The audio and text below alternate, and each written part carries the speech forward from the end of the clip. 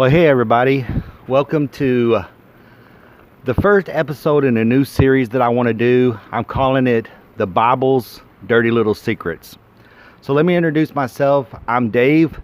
The name of my channel is Zoe Zizzles. It's named after my daughter. On my channel, I like to do politics, religion, funny things. One of the things I'm doing right now is I have a story that I wrote about 5 or 6 years ago that I'm using Midjourney AI to illustrate, and I've been posting that. I'm up to chapter 9 now, so if you want to check that out, you can check that out. Really, I just pretty much my channel, I just do what I want to do, talk about what I want to talk about. So little background for me: I live in Texas.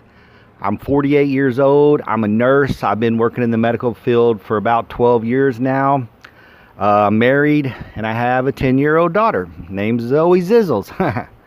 But so what I wanted to talk about for this Bible's Dirty Little Secrets, so for about 20 years I was raised in the Christian way of life. My grandparents were Church of Christ, my dad was Baptist, and my mom was Pentecostal. So I usually went to about 3 different churches a week or a month at least.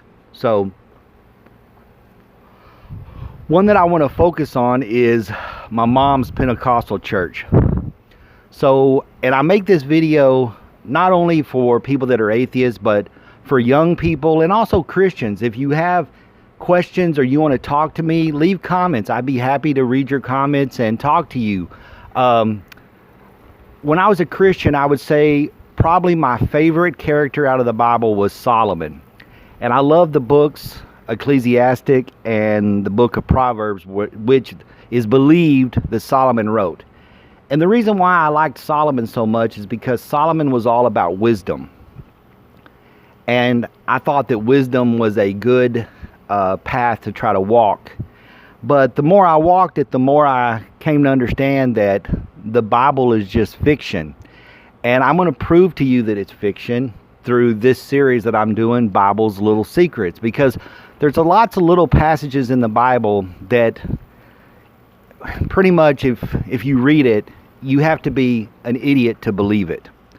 So one of the first things that I want to talk about is, like, for example, my mom, she believed that the world was going to end and that Jesus was going to come back in her lifetime.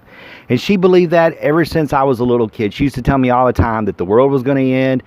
And to be honest with you, it scared the hell out of me. When I was a little kid, she would take me to church on all kinds of days, not just Sunday and Wednesday, but we would go and watch these movies that were all about the end of the world and demons and the Antichrist and the mark of the beast and Christians getting their heads cut off, and it scared the crap out of me. It traumatized me. So to any kids out there that are watching this video, I understand where you're coming from. It's scary, and it scared the heck out of me until I got older and I kind of realized, and I read and I studied more, and I found out where these stories originated from, and I learned about mythology and Greek myth, and there's all kinds of myth out there. It's just man's way of trying to explain where we came from, and that's pretty much what the Bible is. One of the things that you need to understand is you're Christian because your mom was Christian, your dad was Christian, you were born in a Christian country. If you were born in China, then you'll probably be a Buddhist, or Japan. If you were born in India, you're probably going to be Hindu, and if you were born in somewhere in Arabia, you would be Muslim. It's kind of like the luck of the draw. Wherever you're born is pretty much what you believe in. So what's hammered into your head your whole life is kind of what you end up believing in. But one of the things that I want to talk about is my mom, for example, her whole church believed in this ludicrous idea that in 1947, when Israel became a nation, that's debatable when Israel became a nation, but a lot of the church today believe that it happened in 1947. My mom was born in 1950, so her church taught that Jesus said, before this generation passes who sees Israel become a nation, they won't die. This generation shall not pass away. So my mom believed, because if you go and look in the Bible, there's different passages. One passage will say a generation is 40 years. Another passage will say that a generation is 70 years. So my mom's church believed that it was 70 years. So Israel became a nation in 1947. My mom was born in 1950. My mom truly believed in her heart of hearts that the world was never, she was going to live to see the end of the world. She was never going to die. That's what she used to tell me all the time. We're never going to die, Dave, unless we get into an accident or have a disease. We're going to see Jesus come back. And I hate to tell you, but my mom died 3 years ago. And it's funny, she made it to 70 years old, so she lived the generation. But here it is 3 years later, so if my mom was still alive, she'd be 73. And according to her beliefs, a generation is 70 years, and Jesus still hasn't come back. Jesus is never coming back because Jesus is a myth. But anyway, I regress. So, another thing that I want to talk about. Oh, and kids, if you're watching this, don't smoke. Bad habit. Don't be a hypocrite like me. So, the other thing I want to talk about is what's called the watchmaker argument. And this is something that I love to debate with Christians. And if there's any Christians out there watching this video, please debate this with me. So, the watchmaker argument is this. You're walking down the beach and you come across a watch. You pick up the watch. The watch is very intricate. It's very detailed. You know, it would take an intelligent being to create a watch. It keeps time. It measures the months. It does all of these things. It has all these little parts and pieces. So you would think that that could not just come by chance. So since the watch is so intricate, it needed a maker. Well, a human being is the maker. But then when you look at a human being, because of our cells and our DNA, we're very intricate too. So of course we need a maker. So that would be God.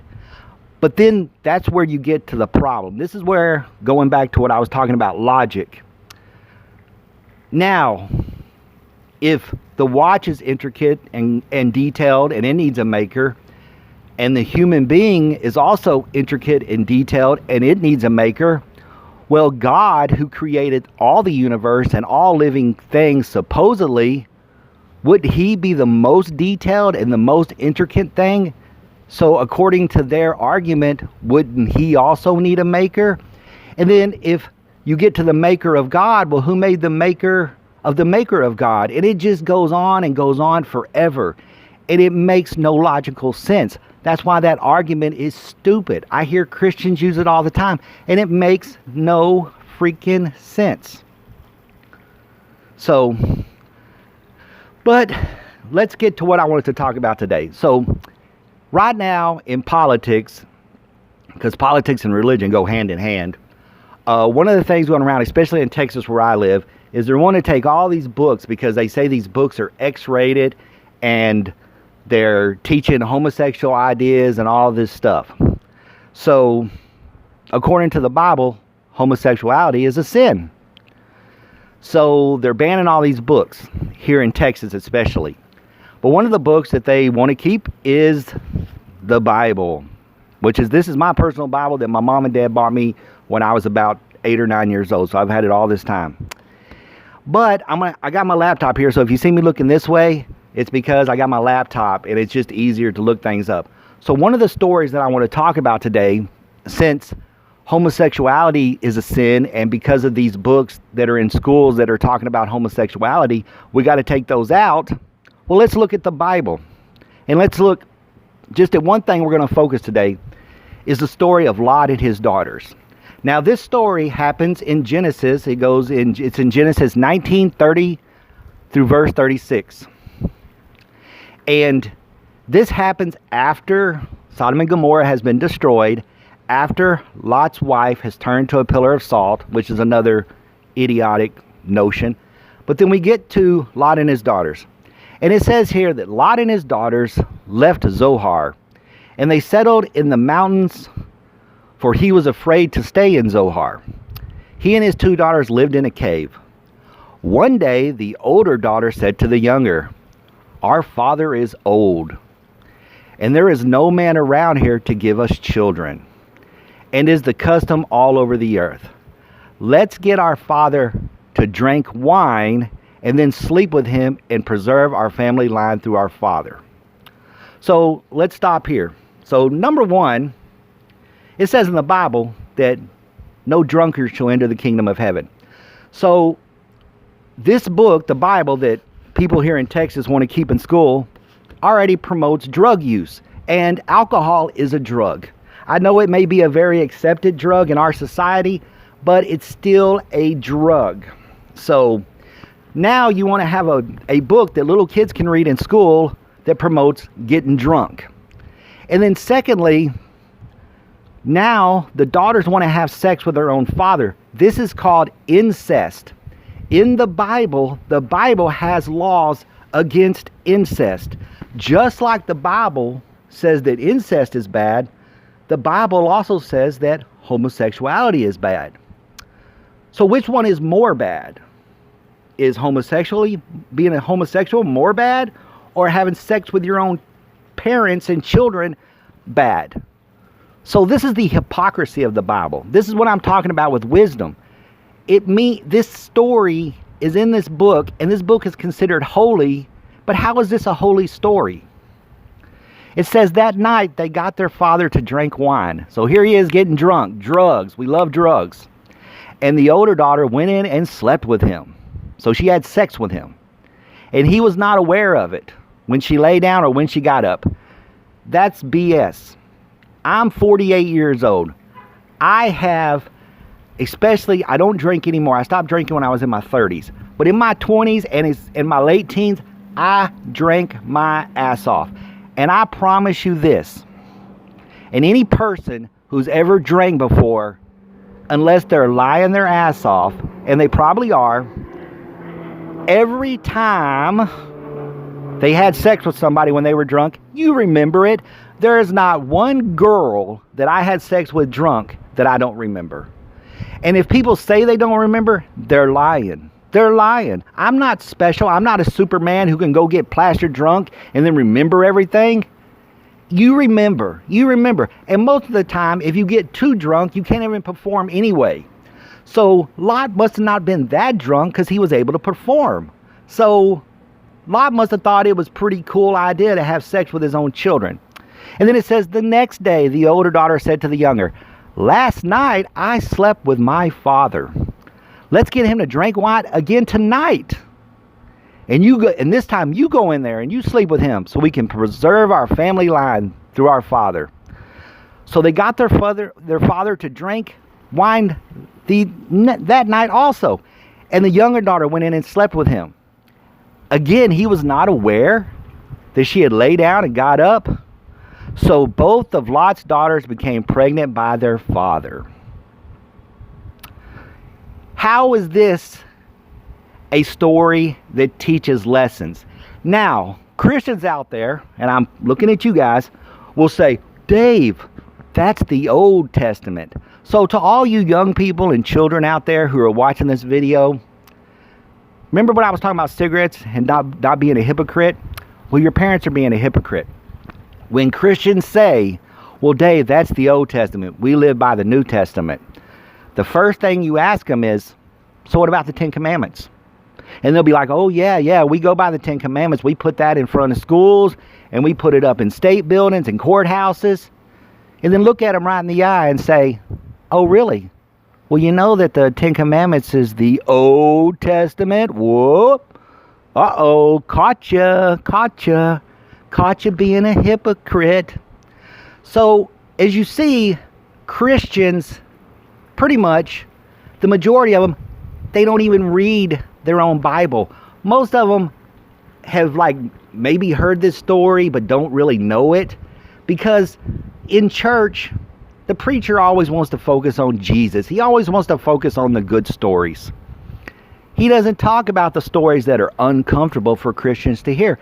And with this series that I'm doing, I want to talk about the stories that are uncomfortable for Christians to hear. And then I would challenge any Christian out there to, you know, I'm just reading it word for word. I'm not putting in my own 2 cents. I'm just reading it.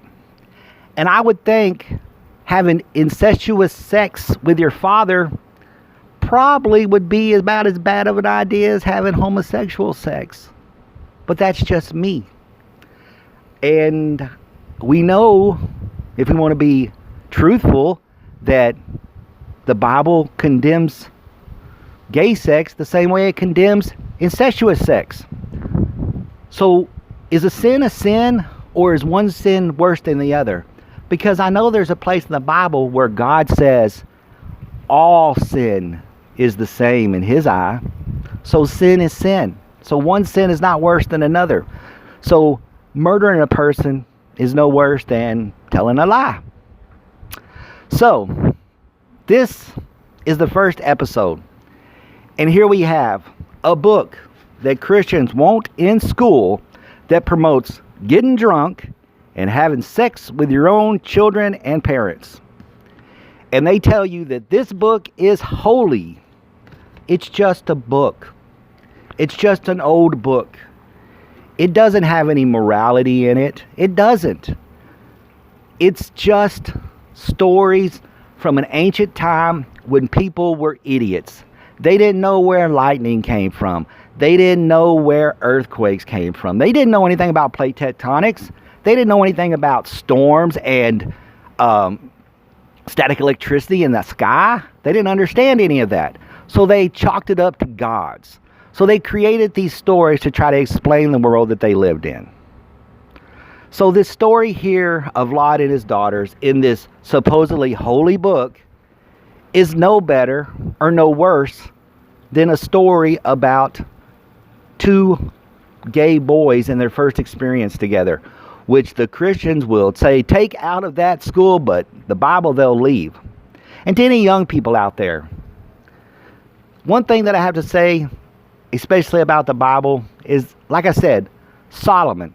I like Solomon because Solomon sought wisdom. And if you ever want to read a good book from the Bible, check out Ecclesiastes. Because one of the things that Solomon tells you is that pretty much everything and the seeking of it, wealth, religion, even his own wisdom, is foolish. Because in the end, we all die anyway. So this is David, Zoe Zizzles. Make sure to like and subscribe. And I hope you enjoyed this first episode of Bible's Dirty Little Secrets. And I'll see you later, and we'll talk about another dirty little secret that the Christians don't want to discuss. Bye.